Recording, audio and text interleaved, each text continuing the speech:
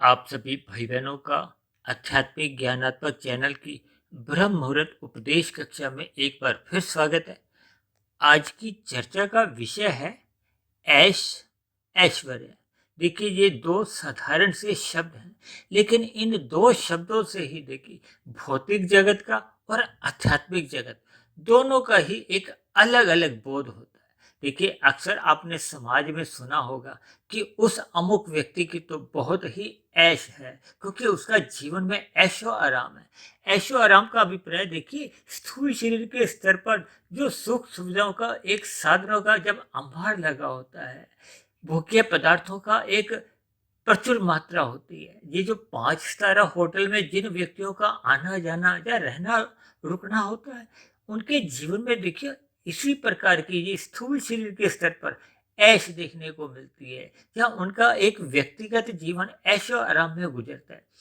तब ऐसी स्थिति में उसके जीवन में देखिए रजोगुण की और तमोगुण की ही प्रधानता होती है। देखिए, जब हम स्थूल शरीर के स्तर पर विषय भोगों को भोगते हैं, तो स्थूल शरीर तो देखिए अपने आप में ही एक तामसी है। ये पृथ्वी जल अग्नि वायु आकाश का बन है। जबकि आपका हमारा जो एक सूक्ष्म शरीर है, उसमें देखिए मुख्य रूप से मन बुद्धि आते हैं। और कभी कभी देखिए स्थूल शरीर के स्तर पर तो आपकी पूर्ण रूप से ऐश हो सकती है, लेकिन मन के स्तर पर चिंता के भाव हो सकते हैं, तनाव के भाव हो सकते हैं, विभिन्न प्रकार की एक विपरीत स्थितियां होती हैं। क्योंकि जब तक आपके हमारे जीवन में सतोगुण की न्यूनता होती है, सत्संग का अभाव होता है, परमात्मा से विमुखता बनी होती है, तब ऐसी स्थिति में अक्सर देखिए मन के स्तर पर विभिन्न प्रकार की चिंताएं ही वो स्थूल शरीर के स्तर पर जो ऐशो आराम होती है, वो भी अपने आप में गौण मान ली जाती है।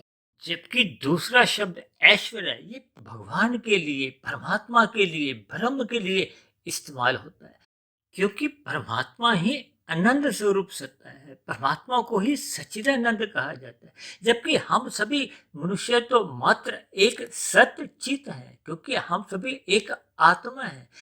जबकि माया, जब माया के 3 गुण या आपके हमारे जो स्थूल शरीर है, जिनके सुख भोगने मात्र को मनुष्य ऐशो आराम समझता है।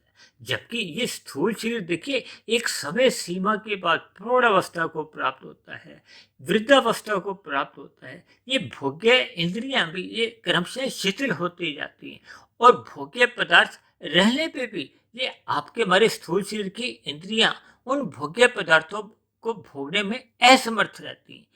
इसलिए हम सभी भाई बहनों को मिले हुए मनुष्य जीवन के अनमोल अवसर का लाभ उठाते हुए परमात्मा का सत्संग करना चाहिए, ताकि हम स्थूल शरीर से ऊपर उठते हुए आत्मा के स्तर पर परमात्मा की सम्मुखता बढ़ाएं, परमात्मा की साधना आरंभ करते हुए इन 3 शरीरों से बंधन को तोड़ते हुए मायातीत की स्थिति में पहुंचे, ताकि हम मोक्ष की स्थिति को प्राप्त होते हुए परमात्मा का दिव्य आनंद की प्राप्ति कर सके।